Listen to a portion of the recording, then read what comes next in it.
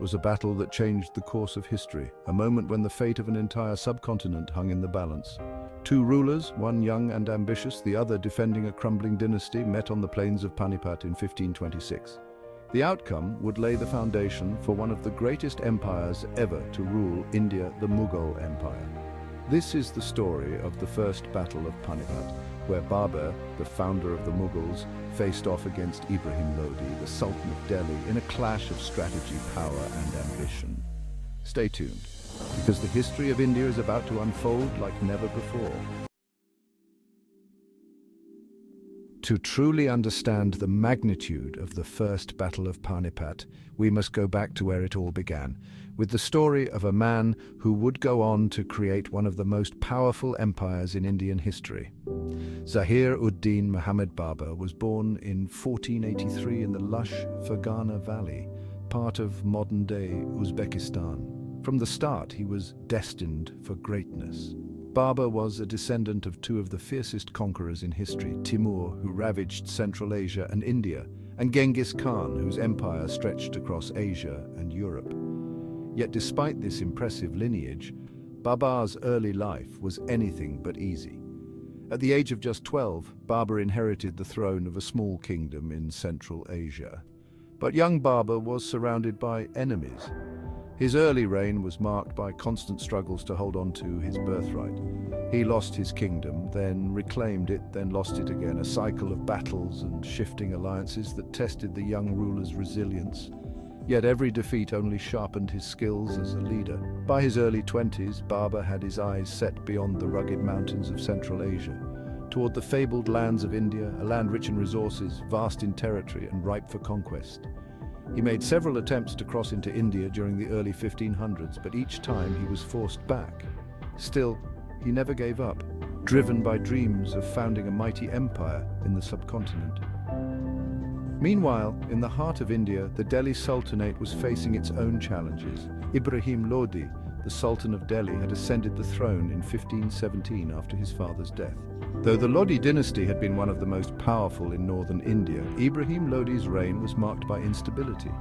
Unlike his father, Sikandar Lodi, who was known for his diplomacy and efforts to unite the nobles, Ibrahim's leadership style alienated his most important allies, the powerful Afghan chiefs and aristocrats who formed the backbone of his kingdom. Ibrahim's heavy-handed rule led to widespread dissatisfaction among his own nobles. Some even began plotting against him, and others defected to Babur's side when they heard of his ambitions to invade India. Among them was Daulat Khan Lodhi, the governor of Punjab, who invited Babur to invade and rid India of Ibrahim's rule. The stage was set. Babur saw his moment to strike and began preparing to finally conquer the land of his dreams.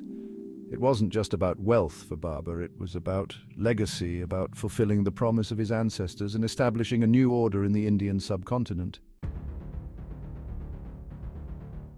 Why did Babur covet Hindustan so much?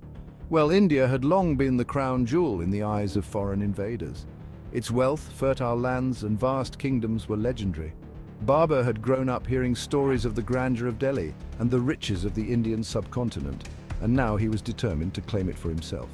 By 1524, Babur had set his sights on northern India. He first crossed into India through the northwestern frontier and swiftly annexed parts of Punjab.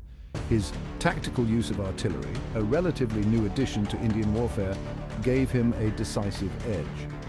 Babur's army was well-equipped, disciplined, and most importantly, led by a seasoned commander with a modern vision of warfare. With an army of 12,000 men, Babur began his final march towards Delhi. On the other side, Ibrahim Lodi rallied an army that some estimates place at a staggering 100,000 men, including 1,000 war elephants. Though heavily outnumbered, Babur was confident he had not just men, but a plan that would exploit his enemy's weaknesses.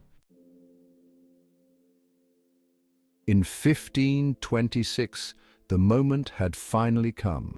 Babur's forces had successfully captured parts of Punjab, and he now set his sights on Delhi, the heart of Ibrahim Lodi's crumbling empire.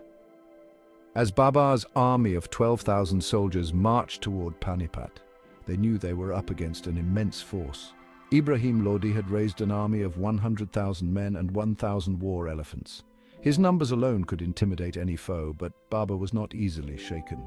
He had spent years studying warfare, adapting tactics from the likes of the Ottomans and Mongols, and now he was about to deploy a strategy that would outsmart the vast Lodi army.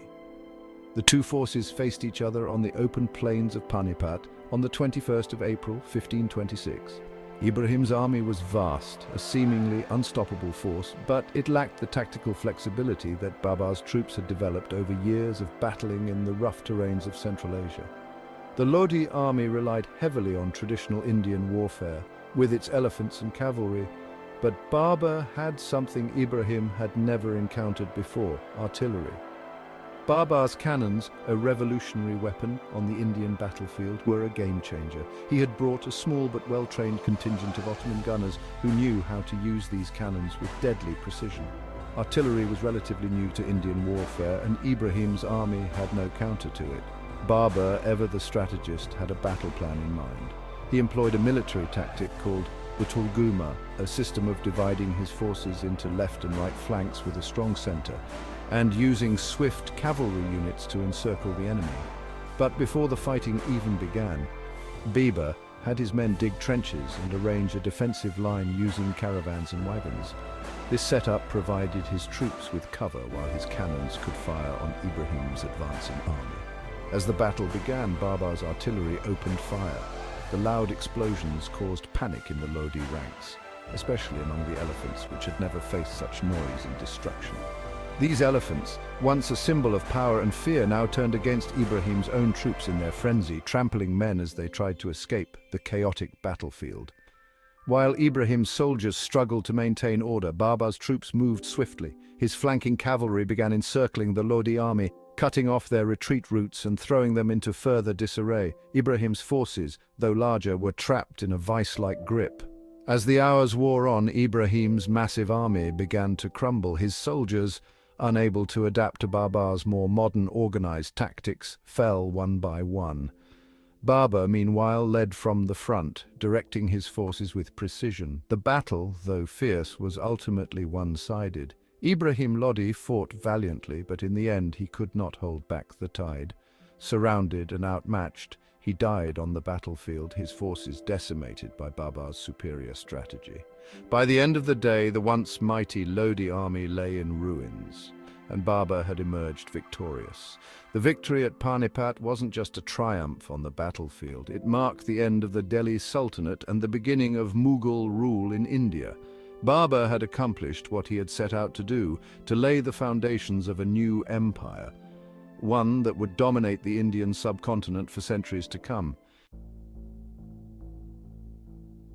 So what can we learn from the First Battle of Panipat? For one, it was a classic case of strategy over sheer numbers. Babur's army was vastly outnumbered, but his innovative use of artillery and superior tactics allowed him to outmaneuver and overwhelm Ibrahim's forces.